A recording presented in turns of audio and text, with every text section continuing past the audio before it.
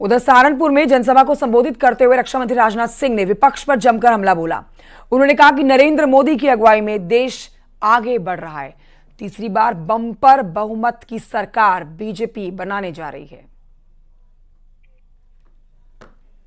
हर चुनाव में 84 के बाद 89 आया, फिर 91 में भी चुनाव हुआ, बाद में भी चुनाव हुए। तो हर चुनाव में हम लोग कहते थे रामलला हम आएंगे, मंदिर वहीं बनाएंगे।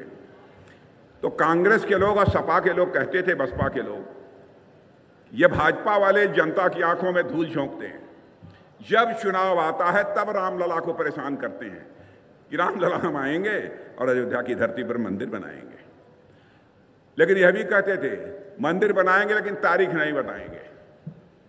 यह आरोप हम लोगों के ऊपर लगता था। लेकिन बहनों भाइयों, आपने देख लिया, वो 22 जनवरी का दिन आ गया। रामलला अपनी कुटिया से निकलकर अपने महल में प्रवेश कर चुके हैं। बहनों भाइयों, 22 जनवरी को उनकी प्राण प्रतिष्ठा हो चुकी है।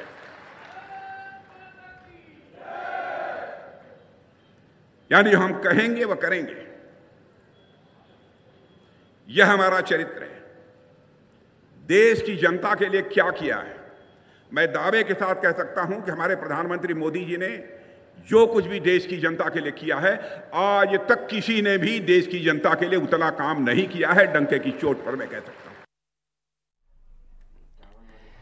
उधर सांसद स्मृति ईरानी के अमेठी दौरे का आज तीसरा दिन है, जहां मंडल अध्यक्षों और बूथ अध्यक्षों के साथ बैठक करेंगी। शाहगढ़, जामो, मुसाफिरखाना, सिंहपुर और तिलोई में स्मृति ईरानी संगठन को मजबूत करने के लिए कार्यकर्ताओं को मंत्र देंगी।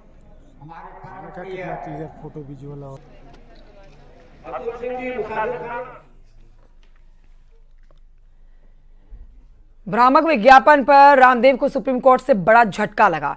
सुप्रीम कोर्ट ने ठुकरा दिया है रामदेव का हलफनामा। कोर्ट के आदेश पर ये जो बड़ा कदम उठाया गया है, फटकार जो एक बार फिर से लगी है रामदेव को, वो आपको बता रहे हैं। सुप्रीम कोर्ट ने क्या बड़ी बातें कही है वो जानिए। कोर्ट के आदेश की अवहेलना की गई है। सुप्रीम कोर्ट ने कहा चूक नहीं, जानबूझकर अवहेलना हुई है। साथ ही सुप्रीम कोर्ट ने कहा है कि रामदेव के हलफनामे में माफीनामे को सुप्रीम कोर्ट ने ठुकरा दिया है। केंद्र सरकार के जवाब से संतुष्ट नहीं है सुप्रीम कोर्ट।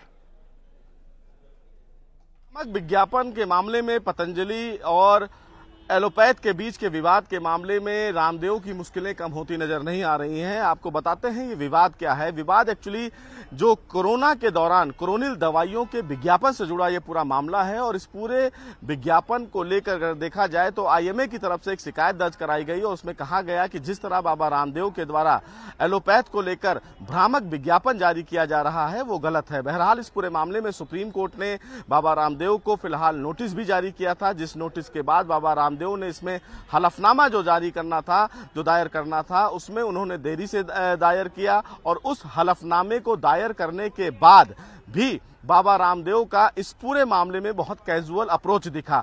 इस पूरे मामले को लेकर सुप्रीम कोर्ट बहुत नाराज दिखा। सुप्रीम कोर्ट ने जब मामले की सुनवाई शुरू की तो पहले बाबा रामदेव को सो कॉज नोटिस जारी किया गया और बाबा रामदेव ने उस सो कॉज नोटिस का जवाब भी बहुत ही निचले स्तर पर दिया, जिस पर सुप्रीम कोर्ट बहुत नाराज दिखा। सुप्रीम कोर्ट ने इस पूरे मामले में बाबा रामदेव और आचार्य बालकृष्ण को जम के फटकार लगाई। और एक छोटे से ब्रेक के लिए रुकना होगा, जल्द लौट रहे हैं।